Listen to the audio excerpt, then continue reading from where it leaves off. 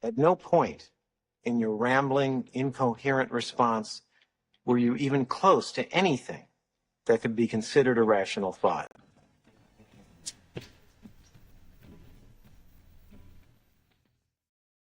And welcome to the Author Brand Show. I'm your host, Doug Crow, and you're going to want to take notes because, my gosh, I had a chance to chat with the gentleman for a few minutes before the show. My mind's already overflowing with ideas and thoughts and mostly energy. He's been 30 years in the C-suite executive himself. He's a publisher, editor-in-chief of Professional Performance Magazine, best-selling author of more than 32 books in 21 languages, including 4 best-selling graduate management textbooks. He knows what he's talking about, folks. So without further ado, let me introduce to you Dr. Jeffrey Magee. Jeff, how are you today? Doing fantastic, Doug. Thank you. And thank you to all your listeners for joining us today. You bet. Before we get started, I want to open up with why they should bother listening to us for 20 minutes. And we talked briefly about some things that people are always watching. You know, they're looking at like Agile and Six Sigma, all this stuff. And we talked about how all the things they're thinking and learning is obsolete. And we're going to talk about something very new that actually is kind of future-proofing their life and their business. Is that right? It's exactly right. Direct hit. You nailed it. Before we get to that, why you're all doing it wrong, that's not negative. I'm not saying there's other things to look at here. Before we get to that, I want to find out more about you and how you get involved as a entrepreneur and business owner. So give me a little bit about your past. Give me your 5-minute life story. I love it. You know, the great question. All of us have a great backstory. And actually, that question is critically important to our future story. It's amazing how many people don't pay attention to their current story, what they're living and learning and experiencing, highs, lows, goods, bads, as well as their backstory, because that's what you actually draw upon for your future story. If all you know is misery and negativity and you hang out with people that bitch for a living, it's kind of hard to break out of that dark cloud. With that said, we all have a backstory. So again, think about how many of us as listeners today, when you were a child, you really were an entrepreneur if you think about it. You didn't have to go to school to be kidded. I mean, as a small child, your parents bought a home appliance. You had a cardboard box. You turned it into 9,000 things before it finally fell apart and had no life to it. You know, you played outside in the dirt in your hands. Oh my gosh, a child's in the dirt. And you played games, whether it was, Hot Wheels for, I'll date myself, little boys of my age back in the 60s or 70s. You wrecked yourself. Hot Wheels, we had some good stuff then, didn't break. So we all had entrepreneurial upbringing, Boy Scouts, Girl Scouts, involved in youth activities, sports, at school programs, your first couple of jobs, what you learned, what you didn't learn, what you liked, didn't like. Yeah. So becoming an entrepreneur wasn't a word anchored in my head. I grew up to go to college to be a journalist. That was my passion. In fact, where I grew up on a farm in Colorado, the city that was, in our orbit, Colorado Springs, Colorado at the time, had 2 major daily newspapers. And in high school, I actually was writing for one of those 2 papers. I had hundreds of articles already published before I went to college. And that's how I got a scholarship to escape Colorado to go to the small, college I went to, Baker University in Baldwin City, Kansas, phenomenal school, which further kind of developed that journalistic inquiry. So I didn't want to be that journalist that talked about something negative, too easy, or get inside your closet so I could prove you're a bad person. I mean, that's too easy. Everyone does that crap. Yeah. I wanted to find, what makes Doug Crow, rock? What makes you tick? Why are you successful? Whatever it was, whether you're a, Golden Globe, young boxer, or whether you're a business person. And so I would write articles on that. I mean, for example, the last interview with Dr. Seuss that appeared in USA Today was my article. Again, I would find things that would be fun. Like, in the 80s, I realized the pilot of Air Force One for Ronald Reagan, his blood brother was the #1 security detail for Secret Service protecting the president. So I did an interview, an article on the 2 of them and went to the White House Air Force One. So that was my passion. But that's an important story on the backstory because that's creativity and innovation.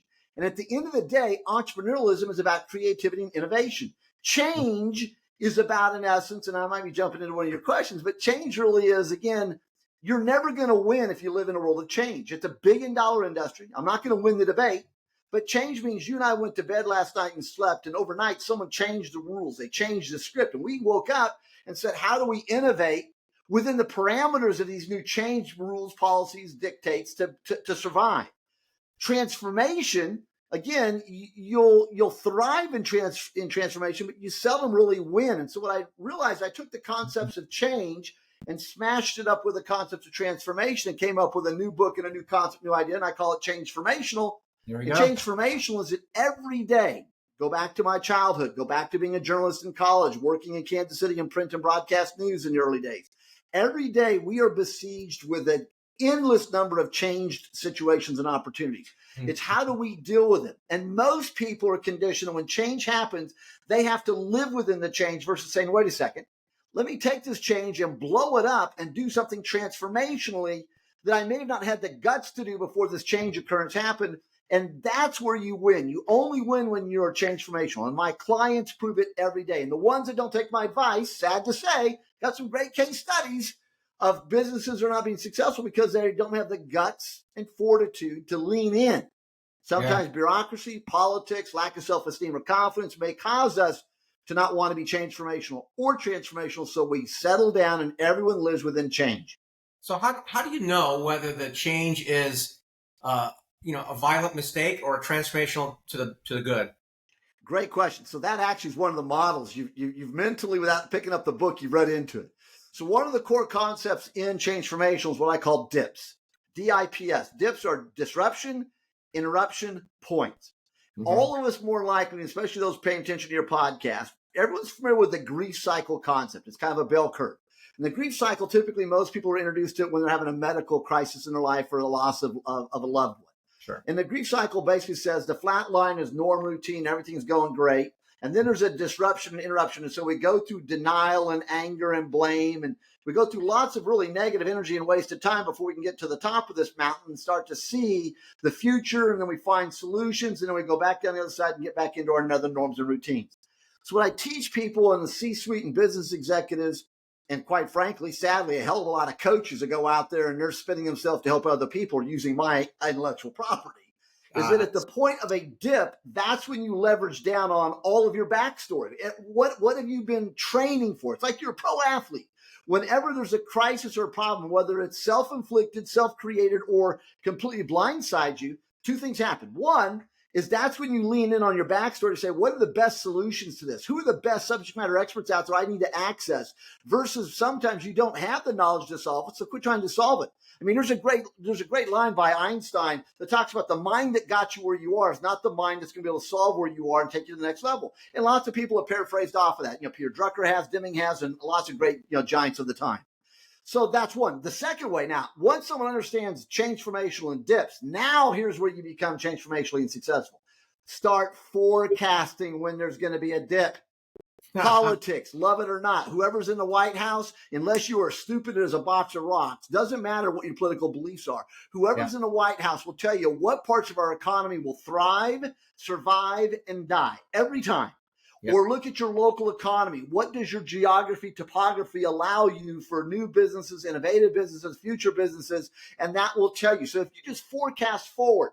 Years ago, I lived in Tulsa, Oklahoma, huge oil and gas company, Williams. Well, Williams had these pipelines all over the country. Well, they realized, in the 80s, there's an economic crisis because no one wants to buy fuel. They went, wait a second, we've got pipelines all over America. We could put fiber optic in those pipelines, and now we can bring fiber optic, high-speed internet to local communities in every community, and boom, they reinvented themselves, and now they're back as a billion-dollar industry. So that's an old case study. Think about where you're headed. Great question. Yeah. Give another example of a client you've worked with on that that's more current. Absolutely. So I do a lot of leadership work. So sales and leadership is where I live because that's where I've grown up. Once I left journalism in the early 80s, I got very discouraged with how negative and caustic and toxic it really is, and it's not objective. So 30 some years later, we can look at the media today. And it's, oh my gosh. Bingo. 30 years later, nothing's changed. So, I went into sales and that took me to where I am today. And I've had, lots of great employers and some bad employers, but both of them helped me to grow. So in answering that question, I look at, my passion client is the National Guard, for example. I do a lot of work with them, and everything I do with the National Guard for 30 some years has been at 50% of my private sector fee. So I do it at a lot lower of a fee so that one, they can afford me because otherwise they'd never be able to contract me. My fee's way out of their budget. But if I use an example, so I have an individual salesperson. So I'm going to take this real granular to your listeners. Forget the CEO. Forget the business structure. Forget your teammates. Look in the freaking mirror. I've got a recruiter in Florida While the state itself is right now not winning in recruiting, I've got a recruiter that used one of my transformational strategies. And not only did he meet his mission in 8 months, he had 12 months to make a sales goal. He made it in 8 months, and 80% of his sales came from one strategy that I gave to him. No one else in the state is using it. The state isn't using it. And so you wonder, no wonder they're not making it, because they want to stay within the parameters of what change is said you can and can't do. So that's an individual example. Another one, in terms of business, I've got a banking client, a banking business. They, in essence, are about $2 billion in size. They merged with another bank. They're now the largest in 3 states in their segment that they play in. And they are transformational because they're recognizing what's the market of the future and what are the deliverables that market's going to need. And they already have a team working on that. So when the market is ready for product X, guess what? They already have it. Then everyone else in the marketplace that's in banking is going to go, holy crap, we need to compete, which means they're playing in change because my client is transformational and they rewrote the rules.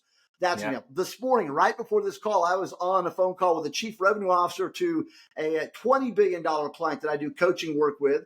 And they, in essence, are changing the vendor that supplies them the back office to a major deliverable they have. And in a discovery call yesterday, they realized that that vendor cannot do some significant pieces.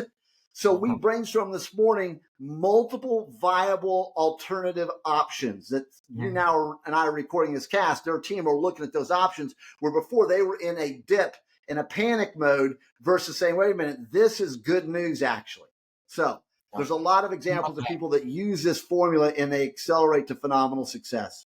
It's interesting you bring up banking. We did a book over here, the $68 trillion tsunami by the interim CTO of Bank of America. And I'm doing the interviews for this book, right? We're talking about the trends and looking forward.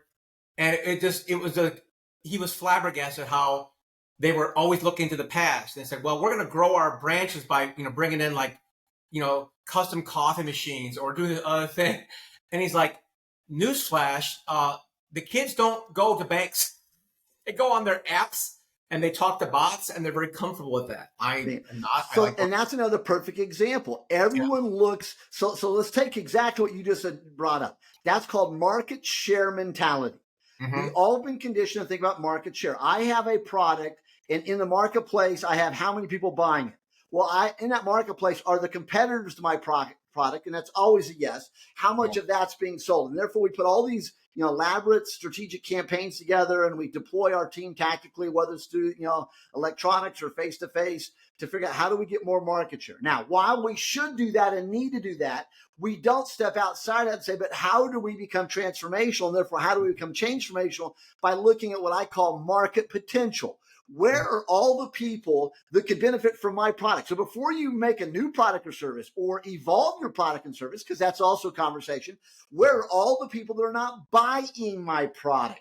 And how do we go there and reinvent a new market? So, for example, let's go to Louisville, Kentucky. Years ago, Yum Yum brand. So they owned Taco Bell and KFC and Pizza Hut and some others. They had to become transformational because everyone's trying to figure out, how do I get Doug to put $1 million on the table so he can buy a franchise? And then how do I get the next person to put $1 million on the table to buy a franchise? And then you have to buy some land just to build that building. You realize, okay, this is stupid. We are actually holding ourselves back from development. So what you jump forward to today, you see one building that has, in essence, Long John Silver's, Kentucky Fried Chicken, and pizza, all three of them in one building, you can get it. That's transformation. You've changed rules. Now you go to gas stations and have a drive-up McDonald's connected to it. That's transformational. So again, there's businesses doing it, and there's businesses that are struggling to figure it out. Again, if you live in a competitive market and you're the winner today, you should be scared crapless when you go to bed tonight. And I'll give you some examples. It's called Sears, Montgomery Ward. So there's, for example, I still use AOL as an email address. And here's why. Everyone laughs at me and everyone goes, you are out of date. And I say, let me help you understand how stupid your statement just was. If you understand the internet, at its height, AOL owned the world. They were the number one media company, number one publishing company, number one entertainment company, number one internet company, number one email company. They owned the universe. But they rested on their laurels, and before they realized that Gmail, everyone else passed them and blew them away. So I still have my Jeffrey at Jeffrey Magee email account, just so I'm my own brand like everyone else does. but I still have my AOL account from way back in the beginning I used, because for me, I use it as a teaching point. When you laugh at AOL, then I tell you, you need to stop and recognize what is your AOL deliverable right now in your company? What's your number one product? That's AOL. What are you doing to evolve it and make sure that you never lose ground? Sears. If Sears had a CEO that had any brain power, but again, Mr. Brennan has long passed away, so we're not supposed to speak ill of the stupid and the dead. But again, he was the chairman of the board for American Airlines. When American Airlines was number one in the world, he became the chairman of the board. American Airlines is now last place, and they'll never be first place again because they're using change mentality. And so again, back to Sears. If you've ever driven into Chicago, no matter which airport you fly into, if you're driving to downtown, that last highway that dumps you into downtown on the left side of the road are these huge monolithic dead buildings that were Sears Corporation's world warehouses. Yep. Sears had every product you'd ever want to buy already in the computer, already in the catalog, already online. They didn't understand. So a little guy named Jeff Bezos with New York City was already playing the internet of the future. So Sears should own. They should be the Amazon. So when you ask that question, I'm going to go about examples. Now, we've just given all your listeners an MBA level education if they've been paying attention. And the ones with an MBA, we just took you to a PhD level. But sometimes people don't understand things. So I keep holding on to AOL just because it's a very powerful mathematical wake-up call to everyone that says, I'm number one in the marketplace. And you know what? It takes a lot of energy to get there. It takes more energy to stay there. And a lot of people don't have the energy to stay there. Yeah, it's very true. Wow. You're making, obviously, makes total sense to us. When it comes to the big elephant in the room, or gorilla, however metaphor you want to use, we've had a lot of discussions about AI lately, and especially as publishers and writers, we talk about it.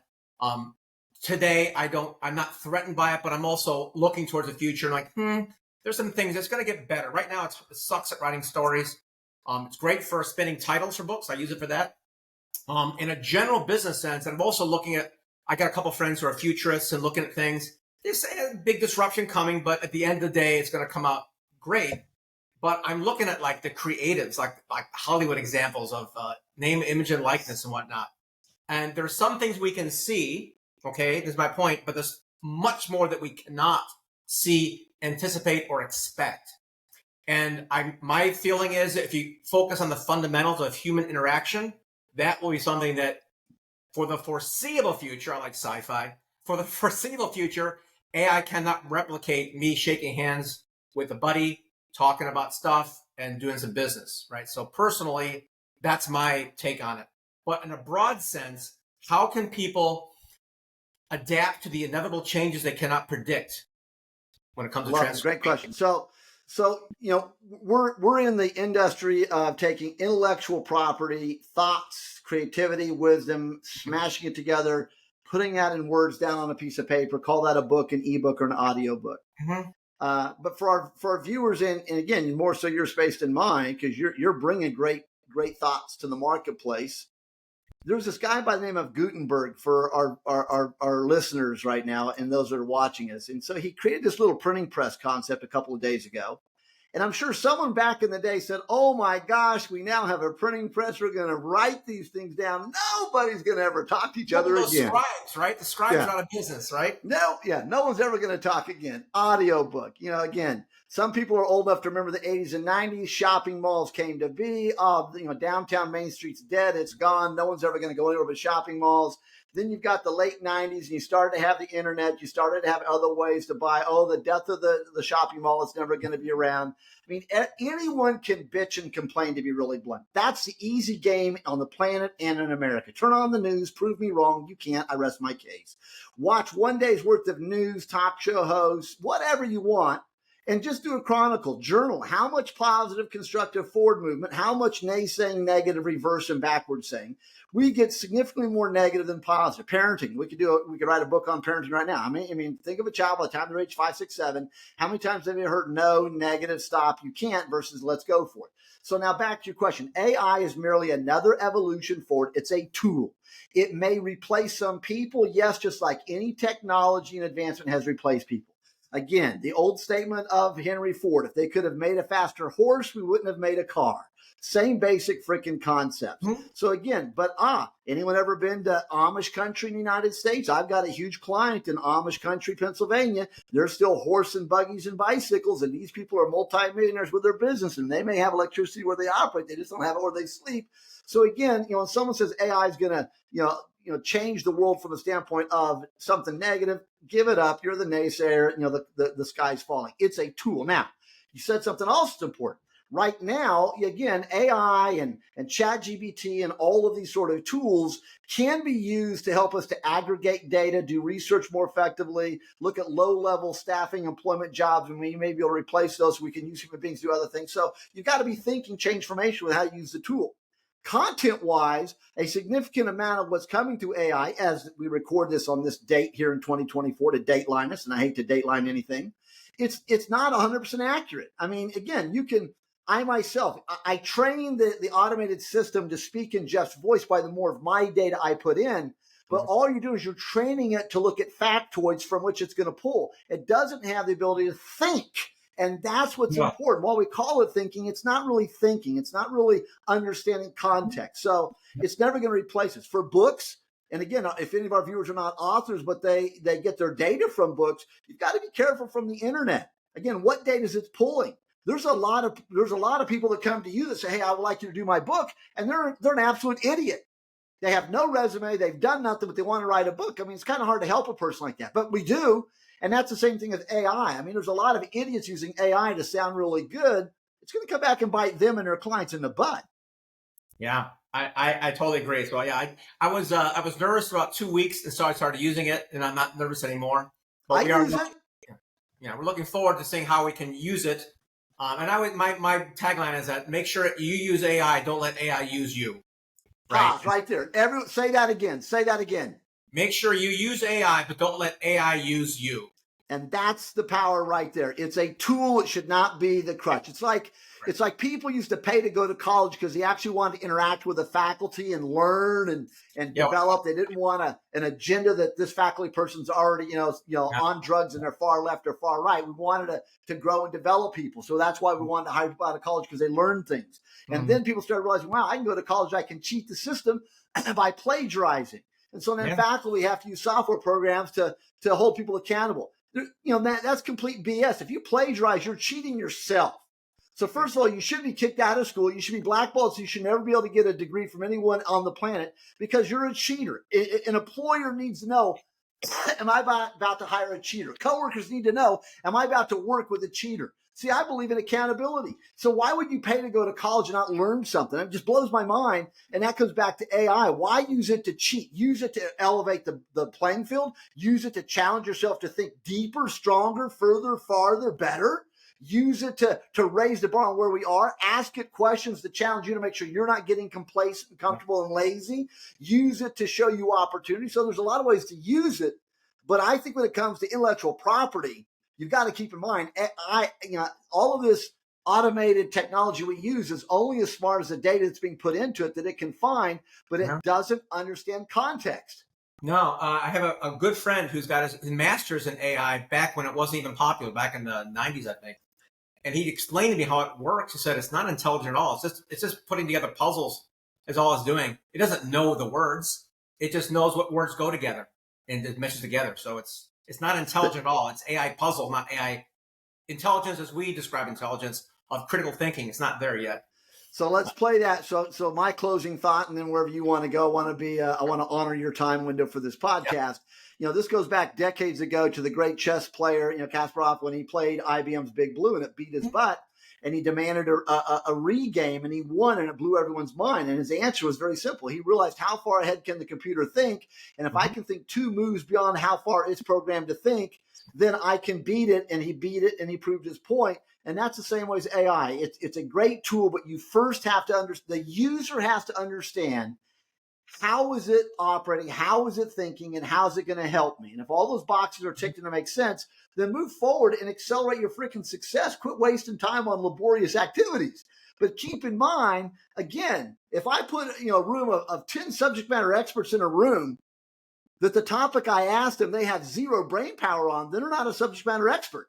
And if AI is grabbing data from some subject matter experts that know the topic and a crap load that don't know it, then you're going to get diluted answers and you're going to buy into them and say, oh, this must be true. And off the cliff you drive. It's an exciting time for sure. Right? We're gonna be navigating a lot more garbage out there, unfortunately, I think. But if you want to push your brain, let me leave a challenge to our readers. You should be reading 1 to 2 books a week. Mm-hmm. If you really want to be transformational, you want to be ahead of everybody, you should be reading 1 to 2 books a week. Now, I know for some people that's a low number, but for others, maybe I just blew up your head. But I didn't say who to read. I mean, you should be thinking about it. If my life was a college degree, so here's the formula I use. If my life was a college degree, there's 5 types of book categories you should be reading on a regular basis. Number 1, if your college was a degree, what would that degree be called? And if you went to an actual college bookstore online, what would be the textbook that they'd be offering right now? So read an academic book on your life. So that's 1. Number 2, in your trade, in your profession, in your lane, what's the number 1 autobiography or biography right now in your lane? You should be reading that one. Number 3, what's the popular book within your trade, your area, your lane that everyone else is reading, which might be junk, but doesn't matter. You should be reading that. That's number 3. What's the number 1 book people are just reading out there, period, as a serious adult, whether that's in your lane or not? Read that. That's number 4. And then number 5, and you shared with everyone, you like, in essence, sci-fi. So number 5 is whatever you want to read for fun, a child's book, an adult book, whatever book. And if you really want to push your brain, every one of our listeners should go back and read every Dr. Seuss book he ever wrote. Most people don't understand. Dr. Seuss was writing adult fiction via nonfiction for adults, because every one of his books, if you look at the dateline of it, I'm giving you your goosebumps. If you look at the publishing date on his book and look at what's going on in the world, he was writing satire on the world, whether it was Cold War, whether it was etc. Push your frickin' brain, and that'll hit it. I wrote a book years ago called Squirm to Learn in the Dr. Seuss genre, and I'm getting ready to rewrite it and re-release it. Matter of fact, I might want to send it to you and have you give me some of your thoughts. Because it basically is a parable, and it's in that same genre that deals with one of the biggest problems today is everyone is negative, everyone has an excuse, and no one wants to move forward. And so how do you move it forward from the town of Squirmville and Squelchville? I love it. Yeah, I was going through, we have a bunch of ghostwriters on staff, and every single one of them, without fail, also writes fiction. And I encourage that on the side for the reason of storytelling. Because if you don't know how to construct story with tension, conflict, characters, arcs, then you're going to be writing, no offense, textbooks. Right? So academic books have their use, but if you're reading nonfiction and it's going to be 150, 200 pages, you got to hold their attention. I've often say stories are the glue that keeps it going. Yeah. I say Hollywood spends $100 million to hold your attention with visuals for 2 hours. You're going to try to hold someone's attention for 6 hours with your words? You better know what you're doing. You better be really good. Absolutely. This has been a lot of fun, Doug. Thank you for letting me share today. You're going to come back again. We got much more to talk about. I love your energy, Jeff. I'd like you to also encourage the listeners to contact you. So how would you like them to do that? 2 ways to do it. One is my name you see on the screen, jeffreymagee.com. Under resources, lots of resources I put out there. I put a tremendous amount of my intellectual property out there for free because I believe in gifting your brain forward. So that's one place. Again, I work with business leaders. You can find out more about me and what I do there. Or again, I have a media company called professionalperformancemagazine.com. Been publishing the magazine for 33 years. Every quarter we get phenomenal personalities to share an article, a little snippet of their DNA on success, performance, and achievement. So they can go to the magazine as well. And I'll give everyone a free subscription, digital subscription for listening to you and I today on that one as well. So those are the 2 stop-bys. So click on those links below, folks. Check it out, the magazine. You're going to enjoy that and enjoy connecting with Dr. Jeffrey if you'd like to. That concludes our show for today, the Author Your Brand Show. You're going to want to take notes. And if you didn't, click below and download them. Thanks so much. Beep. Edit. Okay. Going to keep going because I want to chat with you. Man, I got to... Thank you. Call the client about 15, but I want to spend... Same here. I got a Zoom call as well. So first of all, I will tell you that we've doing this for 14 years, ghostwriting and getting the books done for, CEOs and, founders and whatnot. And I've been doing it for so long, I've only met maybe like 10 of them in person out of the couple hundred clients that we have. So awesome. In April, we put them all together. I invited everybody to do a Visionaries Roundtable. and there was no sponsors, no keynotes. We did do a TV thing on the second day, but for the most part, we had roundtables. And I had a guy there that's done 3 IPOs. I had a guy that founded stamps.com. Wow. A guy that started with nothing, $300 million company in 15 years. Great, great people. And the most fun part about it was the feedback I got afterwards. Because every single person, no matter what they did, said, this was different. This was great. I really enjoyed this. And people who I thought were going to be all had stuff to only, give were also learning, right? And I figured out that it was a culture that I had cultivated over the 14 years of only talking to and working with people that I like. It's like, there's a clue. No assholes allowed, right? So it was very simple for me to say, no, we're all here to learn, share, and grow, not to pitch and sell stuff. Now, of course, deals come from it. Yeah, right? absolutely. That's natural, but it has to be done in a certain way. My method is what you've experienced, what I think you do is like, I want to give and serve. And if you want to work with me, great. If you don't, great. I don't care because I got plenty of business coming in naturally. I don't need to pitch and promote. People don't understand that. Again, collaborations come naturally if you allow them to. So, one of our clients is, he's a PE CEO, runs a $250 million company. He's going to be collaborating with us. Brilliant. And we're very excited about that. It came from this event. So we're going to do the events twice a year now. The next one's going to be in Vegas, October 31st and November 2nd. And the strangest thing we do is that there's no charge for this. Brilliant.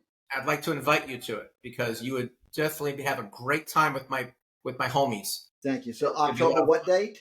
October 31st, November 2nd. It's like 2.5 days, but I'm in Boston with a client that date. Sucks. So let me know the next one, but I'm in Boston that week. Bring a client to Vegas. It'll be much more They probably would enjoy that one. You're right. I'm going to send the invite anyway because I'm telling you, it's thank you. The people you guys will meet there, depending on what the agenda is for your client, you're going to be meeting guys who've done great things in terms of growth, scale, and exit. If that's on the agenda, right? So it's good. Absolutely stuff. Love it. This is good. Yeah. Let's set up a time to jump on in the next week or 2 weeks and just talk about one. How I can serve you and your authors through Performance Magazine, so you can go on there and kind of check that out a little bit, and then let's talk about what you do in terms of how I may want to be doing some stuff with you myself, and then number 3, getting a better understanding of what you do and how it works, so I can advocate you to just a number of executives that I work with and or even fellow speakers. I'm very involved with the National Speakers Association on several levels. Have tons of speakers there that I know are writing or need to write, and you could potentially be that one-stop shop. Yeah, we do some we do the whole end-to-end thing on the ideation, writing it, publishing it, and then do some marketing as well, depending on what person needs in terms of connections. So absolutely love it. Yeah. And our marketing thing is also kind of unique. I'll just I can describe it in 5 minutes or less. Most people in my space, social media, email, events, all this jazz, that's all good. But you know what? I'm kind of sneaky. I'm like, what if you actually know who your audience is before you write your book? Duh, you should.